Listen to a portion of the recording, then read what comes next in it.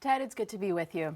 The University of New Hampshire Survey Center recently released one of its periodic polls of Rhode Island voters. Let's talk about some of the results. First, a worrying result for Democratic Governor Dan McKee as he looks ahead to his re-election race next year. UNH putting the governor's job approval rating at just 19% and his disapproval rating at 71%. Republican President Donald Trump fared significantly better in the survey. UNH finding Trump's job approval at 37% in Rhode Island with 61% disapproving. Ted, on Governor McKee, these are the types of poll numbers that make people wonder whether or not he could actually run again in 2026. Definitely. It's only fueled more speculation about that, Anaridis. I mean, 19% is just a dismal finding. It's the territory former Governor Lincoln Chafee got into, and he was not able to run for re-election when that happened to him.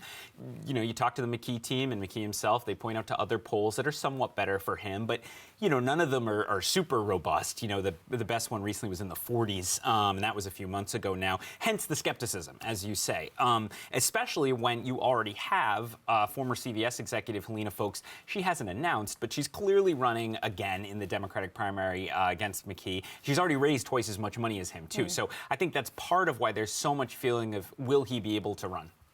And 74% of respondents of this poll also said that he should not seek re-election. However, there is no indication that that's going to be the case. Just the opposite, right? He just announced, McKee, that he's just hired a campaign manager for his 2026 re-election race. He's hired a finance director to help boost his fundraising. And I think that was a shot across the bow to everyone at the State House and in Rhode Island politics saying, don't write me off. I'm not going anywhere. You know, we know McKee's very competitive, and I think it would be hard for him to walk away, and I think he wants to send that message to everybody. It seems like he's going to have to convince a lot of people. Quite a few people still need to be convinced. I think that's fair to say. We'll make sure to watch this closely as the midterm election gets closer next year. Let's talk about Providence, where Mayor Brett Smiley is still working to win General Assembly approval of a 7.5% tax hike to pay for a Rhode Island Department of Education settlement that would fund millions into the public schools.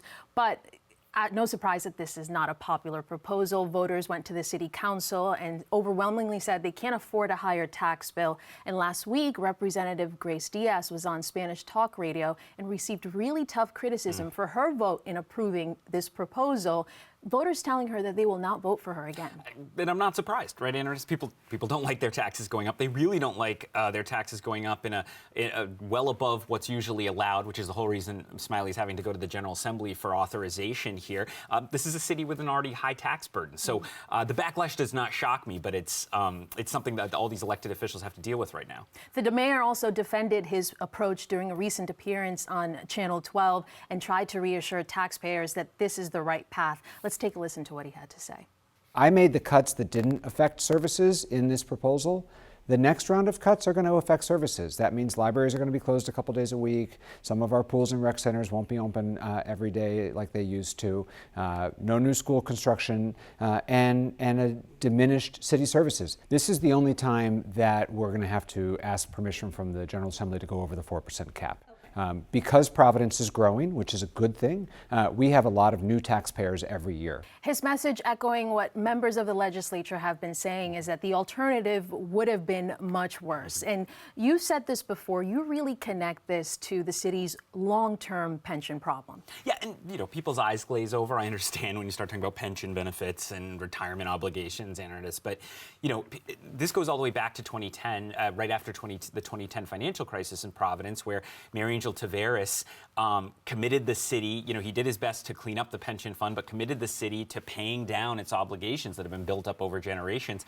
Providence owes, I think, roughly $1 billion currently. There's the shortfall there.